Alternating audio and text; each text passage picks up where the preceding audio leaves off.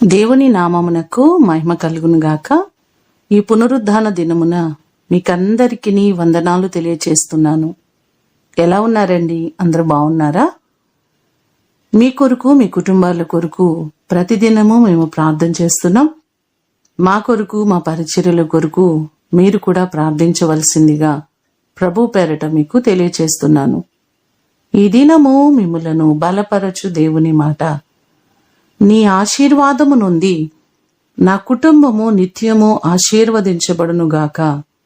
2వ సమూయేలు గ్రంథము 7వ అధ్యాయము 29వ వచనం.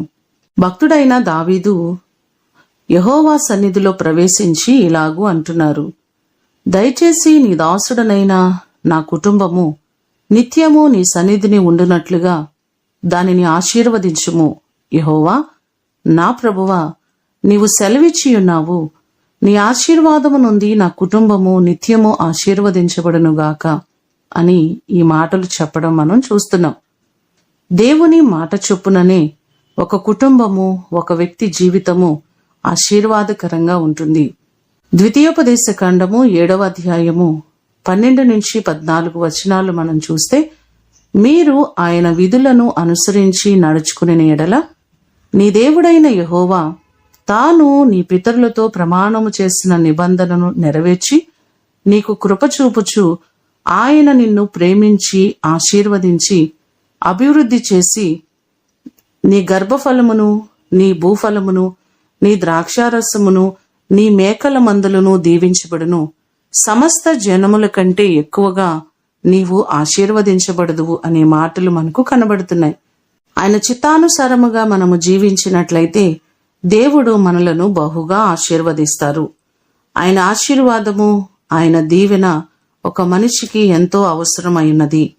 ఈ మాటలు వింటున్న మిమ్మల్ందరినీ దేవుడు దీవించాలని, ఆయన ఆశీర్వదించాలని ప్రతిదినము మీ కొరకు ప్రార్థన చేస్తున్నాం. అలాగే దైవజనుల కొరకు ప్రార్థిస్తున్నాం. వారి పరిచర్యలు, వారి కుటుంబాలన్నీ కూడా దేవుని ద్వారా దీవించబడి బహుగా ఆశీర్వదించబడునుగాక. ప్రార్థన చేసుకుందాం.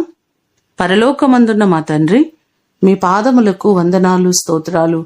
మీ ఆశీర్వాదము చేత మా కుటుంబాలు నిత్యము ఆశీర్వదించబడాలి. ప్రభువా, నీవు దీవిస్తేనే ఒక వ్యక్తి దీవించబడతారు, మీరు ఆశీర్వదిస్తేనే ఆశీర్వదించబడతారయ్యా. మా ప్రియులెల్లరినీ జ్ఞాపకం చేసుకుని ప్రతి వారిని మీరు దీవించండి. వారి కష్టార్జితములు దీవించండి. వారి చేతి పనులను, వారి ఉద్యోగములను దీవించండి. వారు చేస్తున్న పరిచర్యలను దీవించండి. ప్రభువా, దైవ జనాంగమంతటిని మీ దయగలిగిన హస్తాలకు అప్పగిస్తున్నాం. ఈ దినము ఆరాధనలన్నిటిలో మీ సన్నిధి, మీ అభిషేకము మా అందరికీ మీరు కలుగు చేయండి. ఈ దినము కొరకు వందనాలు, కృతజ్ఞతలు తెలియచేస్తూ యేసు అతి శ్రేష్టమైన నామమున అడిగి వేడుకొని పొందియున్నాము తండ్రి. ఆమేన్. దేవుడు మిమ్ములను దీవించునుగాక.